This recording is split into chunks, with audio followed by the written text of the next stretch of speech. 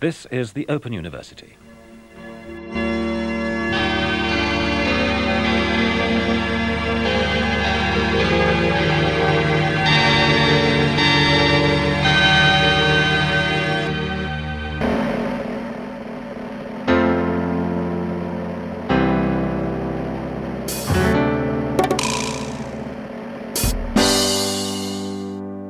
Nobody is evil.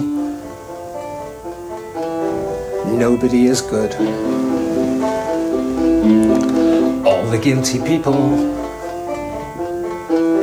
have misunderstood. It's really nothing personal. You shouldn't blame yourself. The crimes are irreversible. The life sentence is death. So here we are again in Cabaret, at the cave of the golden calf. Sensitive flowers, stay at home tonight.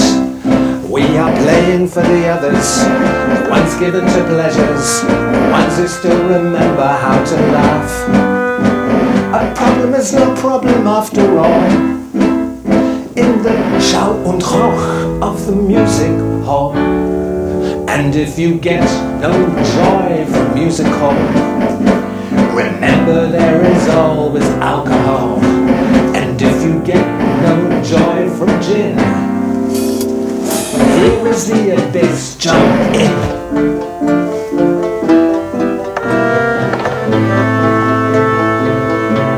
7 million people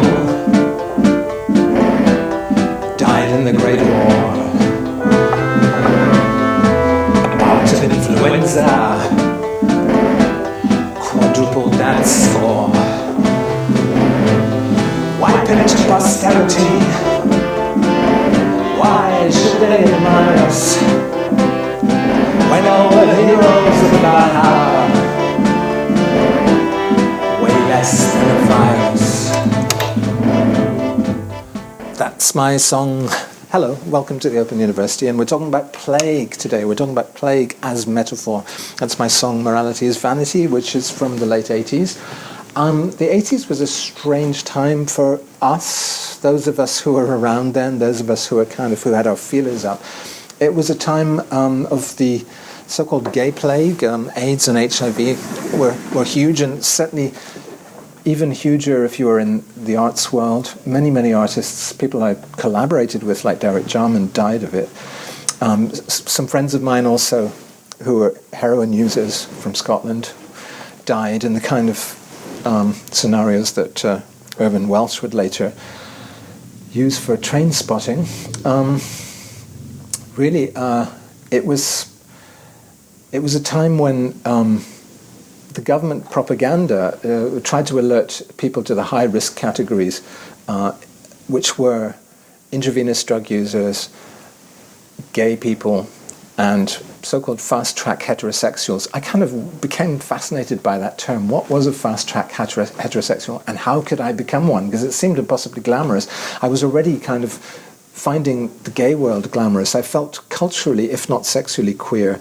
I did make a sort of thing of chasing lesbians, as I put it at the time. You can watch old interviews on YouTube of me in 1988 talking about chasing lesbians, being in love with lesbians, a kind of hopeless, unrequited love, which was a sort of, at the same time, a sort of medieval grail quest almost for me, or a kind of hopeless, romantic thing about people who were not normative. I think the normal represented everything that I wanted to avoid at the time, and probably still now. So I kind of wanted to join this exclusive club of fast-track heterosexual. The other thing for me about the 80s, I mean, of course, there are all these parallels between different eras which have different diseases. I'm kind of fascinated by what gets called now sick-lit. Sick-lit is really just about my struggle with a particular illness, but of course, in the wider sense, that could mean whole epochs, whole eras of literature and art being characterized by the plagues of the time. So in the 80s, we had HIV and AIDS. We still have it, but we live with it now, whereas we used to die from it. But I was also very much influenced by Kafka and Proust and, Gide, André Gide, The Immoralist by André Gide gets mentioned and kind of ripped off in a couple of my songs, really, but notably the in the Sanatorium song, which sees the narrator visiting his sickly darling in a sanatorium. She obviously has tuberculosis, which killed Kafka. That was a huge shock. Kind of simultaneously, you had the enormous risk of tuberculosis and the kind of romantic appeal of that Keats line which pops up in this song, half in love with easeful death. It's a kind of a romantic image revived in the late 19th century and early 20th century. But you had at the same time the Spanish flu epidemic, of course, referred to in that song, Morality is Vanity. But Dr. Ben Goldacre kindly tweeted again about that. He's referenced that song many times as a good example of lyric writing which is factually accurate, scientifically on the nail. Yes, indeed, 7 million people or thereabouts died in the First World War, but the Spanish influenza epidemic which followed it killed 25 million, something like that. So literally did quadruple the score of war death.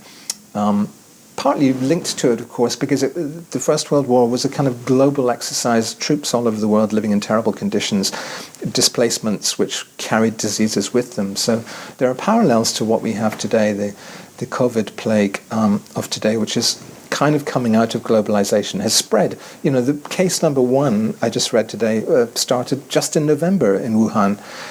And so it's spread incredibly quickly to all our societies, every country of the world pretty much. So it's something that has fascinated me for years. I guess it really comes up in okay, I'll do the next song. These are the songs of mine that get play on Twitter at the moment. People are talking, whereas 6 months ago they might have been talking about I Was a Maoist Intellectual. Now they're talking about what will death be like? You know, these hand-washing drawings with song lyrics under them. People have been saying, "Oh, here's a good song for that. What will death be like? You know, death will be unlike the Tractatus of Wittgenstein or whatever." But also they've been referencing this song, "The New Decameron," which was one of my Little Red Songbook songs. In a time of plague, we were young and gay, and when money reigned, minorities were wiped out every day. But we had tailors, we were getting famous, with the patronage of William Burroughs and also Kathy Acker. Our pens would save the day, singing "Terra-lura, terra-lura, terra-lura, gabba gabba hey." And our heroes were nightclub entrepreneurs. Our novellas were metaphors and deconstructions. Architects who blow up their own buildings. When Reagan and Thatcher reigned, we got famous. Not all of us survived, as happens in time of plague, singing "Tirra-lira, tirra-lira, tirra-lira, tirra-lira, hey."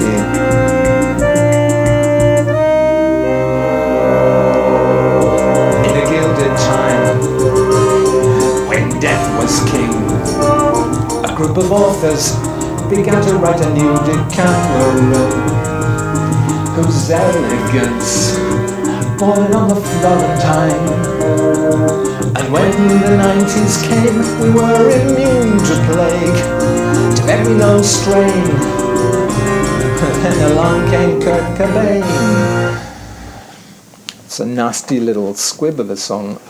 Like a lot of those songs on the Little Red Songbook album, that's when I was sort of being a slightly poisonous dwarf like Alexander Pope, you know, on the stages of the American college circuit, getting sued by people for my libelous statements, for my troubles.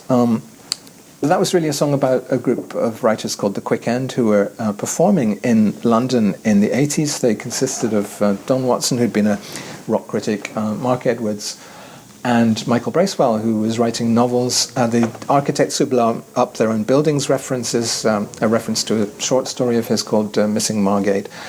And they would put on these performances in places like Leighton House in West London. It's the former residence, the sort of fantastical kind of Middle Eastern fantasy of Lord Leighton, who was a successful society painter in the 1890s. And so it's full of sort of hammam, sort of, bathing spas and seraglio fantasies of arabesque life, Orientalist fantasy, basically. So it seemed to be a decadent backdrop for these 80s plague writers. The Quick End, who were published by Calder and Boyers. And I wasn't writing anything literary at the time, but I kind of felt almost like a fourth member of this little group. They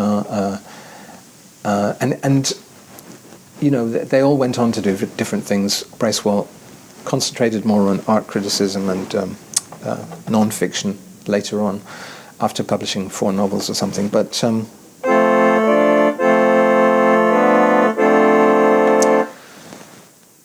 plague as metaphor. I am self-isolating. So of course the original Decameron was by Boccaccio, and it's about self-isolation in the sense that a group of writers and courtesans and people took refuge in 13th century Florence in a big house to escape the plague, and started telling each other stories. And so the Decameron is a kind of record of, it's an overarching structure which groups together several stories, a bit like the Arabian Nights as well. The other plague literature, which you might want to use as escapist literature at this time, or you might not. I was listening last night to the audiobook of Daniel Defoe's Journal of the Plague Year in London, the Year of the Plague, which is a truly horrific scenario. It's very, very sort of coldly narrated. He gives all the death statistics, the kind of things that we're seeing on the Johns Hopkins University website day by day in this crisis. He's recording, which streets of London had which numbers of mortalities on which days, and how people were reacting to that, people starting to, and how the government would close down places of public entertainment, puppet shows, and kind of penny arcades and whatever. And really we're seeing all the same things. Well, not in Britain, they're not closing anything down right now, but so they're being a lot less proactive now than they were in Defoe's time, with this crazy idea that there should be a herd immunity, so-called herd immunity, because I guess, as Angela Merkel says, if up to 70% of the population is going to get this thing anyway, you might as well build up some kind of immunity. Apparently people don't get reinfected. I don't know. As I said last time, I'm not going to tell you any false information. I don't know the actual facts. All I can talk about is the use as metaphor and the cultural uses of this. What I'm doing right now in this broadcast, this narrowcast, is one thing we can do as a cultural consequence, which is that if everybody is sort of closeted and cocooned in their private spaces, we artists can cancel our public performances and do private performances. So we can do our concerts to a camera in a room and beam it into other rooms.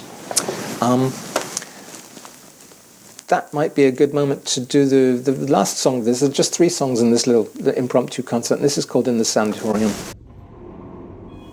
In the sanatorium, I've booked a private room where we can feel at home, where we can be alone, just you, the nurse, and me, in mountain scenery. All the time that you've been ill, your face has looked so pale, drained by the force of will, drained by the weight, until my treatment makes you well, or weaker still. Half in love with easeful death, I cloud the mirror with your breath. Half in love with this disease, which brings you close to me. Your eyes grow heavy as I read The Immoralist by André Gide. Fall asleep, my sickly darling, rest in peace. Men you used to know declare their most sincere desire to travel here and share the treatment you require. Their letters saying they care burn on the fire. half in love with easeful death. I cloud the mirror with your breath. Half in love with this disease which brings you close to me. Your eyes grow heavy as I read Dear Moralist by Andre Gide. Fall asleep, my sickly darling, rest in peace.